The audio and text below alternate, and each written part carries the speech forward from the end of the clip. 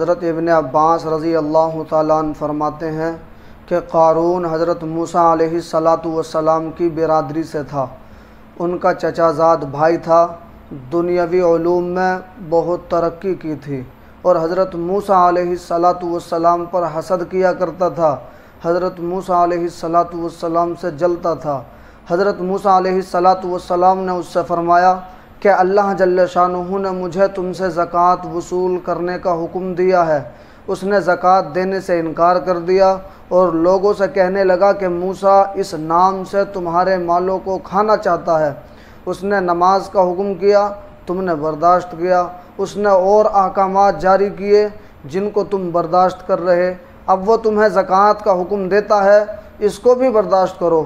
لوگوں نے کہا یہ ہم سے برداشت نہیں ہوتا، تم ہی کوئی ترکیب بتاؤ۔ اس نے کہا میں نے یہ سوچا ہے کہ کسی فاحشہ عورت کو اس پر راضی کیا جائے جو حضرت موسیٰ علیہ السلام پر اس کی تہمت لگائے کہ وہ مجھ سے زنا کرنا چاہتے ہیں۔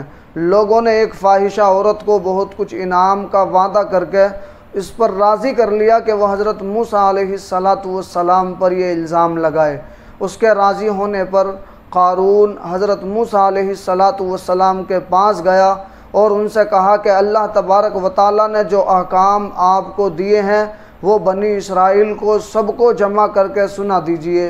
حضرت موسیٰ علیہ السلام نے اس کو پسند فرمایا اور سارے بنی اسرائیل کو جمع کیا، اور جب سب جمع ہو گئے تو حضرت موسیٰ علیہ السلام نے اللہ تعالیٰ کے احکام بتانے شروع کیے کہ مجھے یہ احکام دیے ہیں کہ اس کی عبادت کرو، کسی کو اس کا شریک نہ بناؤ، صلہ رحمی کرو، اور دوسرے احکامات آپ نے گنوائے جن میں یہ بھی فرمایا کہ اگر کوئی بیوی والا زنا کرے یعنی شادی شدہ کوئی زنا کرے تو اس کو سنسار کیا جائے۔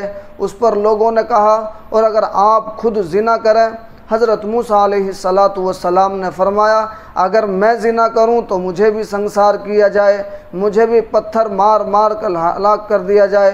لوگوں نے کہا کہ آپ نے زنا کیا ہے، یعنی لوگوں نے آپ پر تہمت لگائی کہ آپ نے تو زنا کیا ہے۔ حضرت موسیٰ علیہ السلام نے تعجب سے فرمایا کہ میں نے؟ لوگوں نے کہا جی ہاں آپ نے، اور یہ کہہ کر اس عورت کو بلا کر اس سے پوچھا کہ تو حضرت موسیٰ علیہ السلام کے متعلق کیا کہتی ہے؟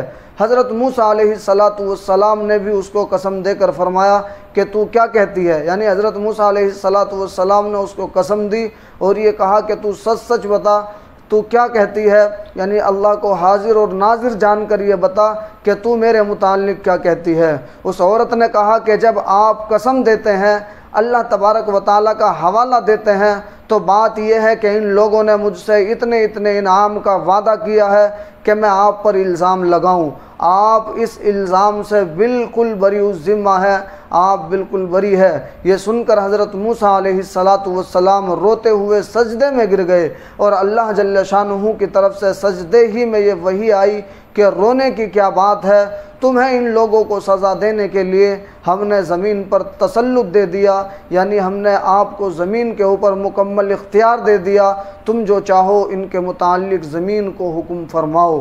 میرے دوستو، حضرت موسیٰ علیہ السلام نے سجدے سے سر اٹھایا اور زمین کو حکم فرمایا کہ ان کو نگل جا۔ اس نے ایڑیوں تک نگلا تھا کہ وہ عاجزی سے، منت اور آہوزاری سے حضرت موسیٰ علیہ السلام کو پکارنے لگے۔ حضرت موسیٰ علیہ السلام نے پھر آپ نے حکم فرمایا کہ ان کو دھسا دے، زمین سے کہا کہ ان کو اور دھسا دے، حتیٰ کہ وہ لوگ گردن تک دھس گئے۔ پھر بہت زور سے وہ حضرت موسیٰ علیہ السلام کو پکارتے رہے۔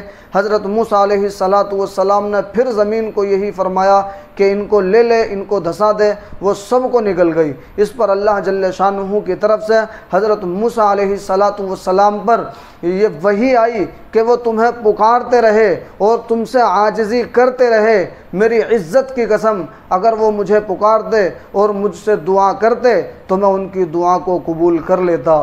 میرے دوستو، ایک اور حدیث میں حضرت